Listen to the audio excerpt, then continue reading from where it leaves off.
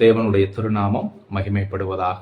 மீண்டுமாக இந்த அருளுரை துளிகளின் வாயிலாக உங்களை சந்திப்பதிலே நான் மகிழ்ச்சி அடைகிறேன். பிரியமானவர்களே, இன்றைக்கு நாம் கடந்த வாரத்தின் தொடர்ச்சியாக உபவாசத்தை குறித்து சிந்திக்க இருக்கின்றோம்.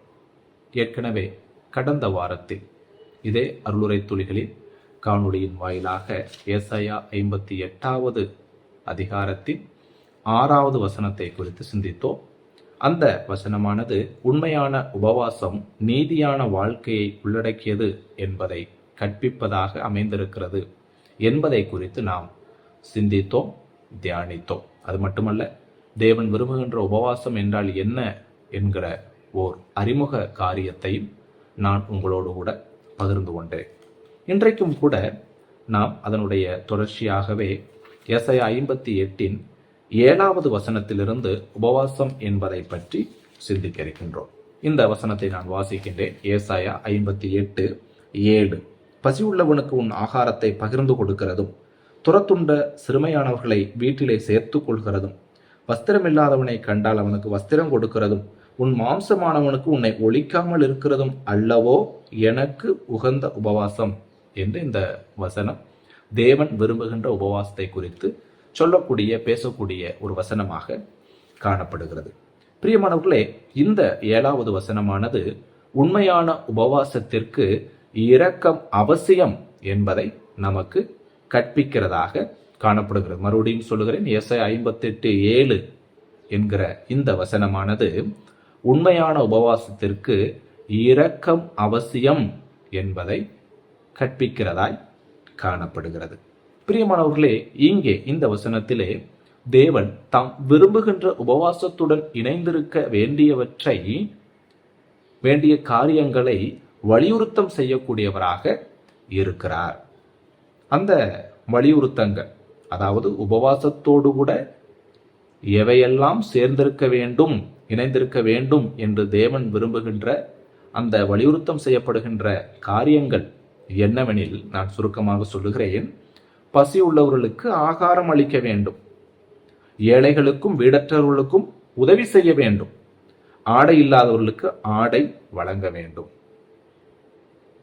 ஏதோ உபவாசம் என்பது நான் சாப்பிடாமல் நீர் அருந்தாமல் இருப்பது மட்டுமல்ல, மாறாக அந்த உபவாசத்தோடு கூட இந்த காரியங்களும் இணைந்திருக்க வேண்டும் என்று தேவன் நம்மிடத்திலே விரும்பக்கூடியவராக, வலியுறுத்தம் செய்யக்கூடியவராக இருக்கிறார்.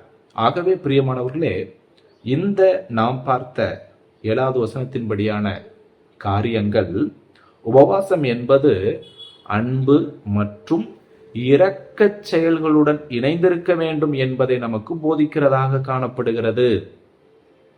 இதை நன்றாக நாம் தெளிவாக புரிந்து கொள்ள வேண்டும். உபவாசம் என்பது அன்பு மற்றும் இரக்கச் செயல்களுடன் இணைந்திருக்க வேண்டும். நான் உணவில்லாமல் நீர் இல்லாமல் இருப்பது மட்டுமல்ல உபவாசம்.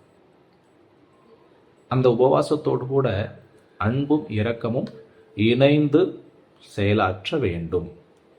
எனவே நாம் உபவாசிக்கும் போது தேவையுள்ள ஒருவரை அல்லது தேவையில் இருக்கின்ற ஒருவரை ஆசீர்வதிக்கும்படியாக நம்முடைய பணத்தை, நம்முடைய செல்வங்களை பயன்படுத்த நாம் அழைக்கப்படுகிறோம். நம்முடைய அன்பை செயலின் மூலமாக மற்றவர்களுக்கு காட்ட வேண்டும். அன்பு என்பது செயல்பட வேண்டும். வாயில் சொல்லுவதல்ல அன்பு. அன்பு என்பது செயலாற்றக்கூடியதாக இருக்கிறது. ஆகவே நம்முடைய அன்பை செயலின் மூலமாக மற்றவர்களுக்கு காட்ட வேண்டும். அது மட்டுமல்ல, நம்மை சுற்றி நிகழ்கிற துன்பங்களுக்கு, சமுதாயத்தில் நடக்கின்ற சக மனிதர்களுக்கு நடக்கின்ற துன்பங்களுக்கு நாம் உணர்வுள்ளவர்களாக இருக்க வேண்டும். அதாவது என் பிள்ளைக்கு ஒன்று என்றால் நான் எப்படி துடித்து போகிறேனோ, என் உறவுகளுக்கு ஒன்று என்றால் நான் எப்படி துடித்து போகிறேனோ, அதே போல சமூகத்தில் நம்மை சுற்றி உள்ள மக்களுக்கு நிகழ்கின்ற துன்பங்களுக்கு நான் அல்லது நாம் உணர்வுள்ளவர்களாக, உணர்ச்சி உள்ளவர்களாக இருக்க வேண்டும். அத்துன்பங்களை நம்முடைய துன்பங்களைப் போல நாம் கருதல் வேண்டும்.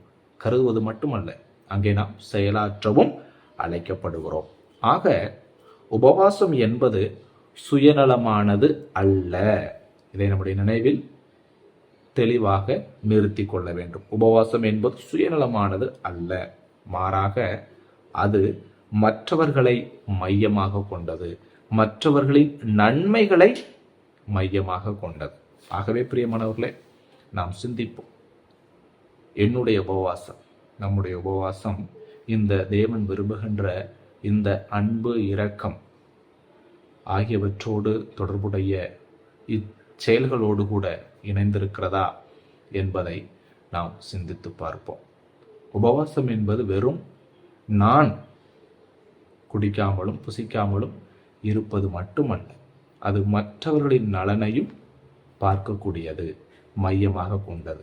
ஆகவே இந்த வசனத்தோடு கூட நம்முடைய உபவாசத்தை ஒப்பிட்டு பார்த்து இனிவரும் காலங்களில் நம்முடைய உபவாசத்தை தேவன் விரும்புகிற உபவாசமாக செய்து, தேவன் விரும்புகிற கிறிஸ்தவ வாழ்க்கையை, கிறிஸ்தவ ஒழுங்கை நாம் கட்டமைப்போமாக. ஆகவே சிந்திப்போம், செயல்படுவோம். தேவன் நமக்கு உதவி செய்வாராக. தேவனுடைய நாமமே இன்றும் என்றும் சதா காலங்களிலும் மகிமைப்படுவதாக.